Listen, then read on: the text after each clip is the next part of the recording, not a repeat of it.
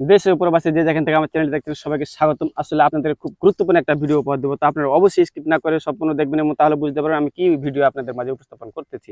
তো আপনারা চলুন দেখে নেওয়া যায়। আজকে আমি ভিডিও করবো হলো নেপিয়ার ঘাস। নেপিয়ার ঘাসটা কি কাজ করে এবং এর গুণগত মান কেমন এবং কাকে খাওয়াবেন, কিভাবে লাগাবেন, বিস্তারিত ভিডিওতে থাকছে। তো অবশ্যই স্কিপ না করে ভিডিওটি দেখুন। আপনারা লাগাবেন সর্বোচ্চ আগে জমিটা আবার চাষ করবেন। চাষ করার পর আপনার 2টা করে গিরা নেবেন। 2টা করে গিরা যদি থাকে তাহলে একটা গিরা মাটিতে পুঁতবেন, একটা গিরা উপরে থাকবে, এভাবে লাগাবেন।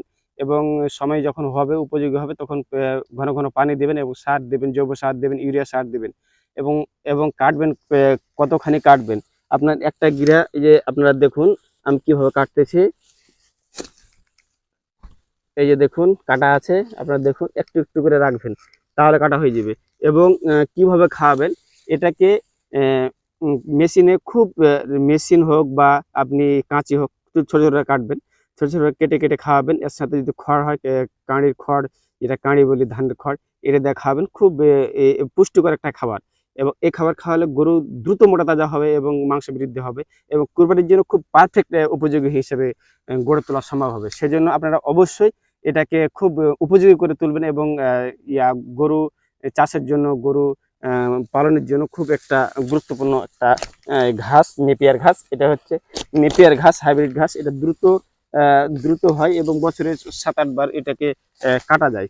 তো আপনারা অবশ্যই ভিডিওটি সম্পূর্ণ দেখবেন এবং কোনো নেপিয়ার ঘাস সম্পর্কে কোনো কিছু জানতে চাইলে অবশ্যই কমেন্ট করবেন এবং অবশ্যই মতামত দিবেন, তাহলে আমি আপনাদের মাঝে সম্পূর্ণ তুলে ধরতে পারবো।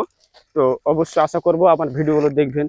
আমি গবাদি পশু নিয়ে আলোচনা, আমার গবাদি পশু নিয়ে আলোচনা সম্পূর্ণ ভিডিও এবং কৃষি থেকে, চাষাবাদ থেকে সম্পূর্ণ ভিডিও পেয়ে যাবেন এই চ্যানেলে।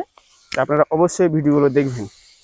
তো আশা করব আমার ভিডিওগুলো দেখে উপকার পেলে অবশ্যই লাইক কমেন্ট করবেন আর পাশ থেকে বেল আইকনটি ক্লিক করবেন, তাহলে আমি যেগুলো ভিডিও পোস্ট করব সেগুলো আপনাদের মাঝে চলে যাবে। বন্ধ করো। আপনারা যখন ঘাস কাটতে আসবেন তখন অবশ্যই ফুল হাতের গেঞ্জি হোক বা শার্ট হোক পরিধান করে আসবেন, না হলে হাত কেটে যাবে। প্রচুর হাত কেটে যায় যদি আপনি হাত হাতা হাত হাতা পরে যদি আসেন, তাহলে খুব সমস্যা হবে। তো আমি কেটে দেখাবো কিভাবে কাটতে হয় কাঁচিতে, তারপর কিভাবে গরুতে খাই সেটাও দেখাবো। তো আপনারা অবশ্যই ভিডিওটি সম্পূর্ণ দেখবেন আশাবাদী করছি। তো আপনারা সঙ্গে থাকুন।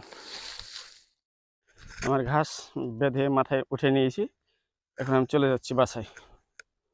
তো সঙ্গে থাকুন।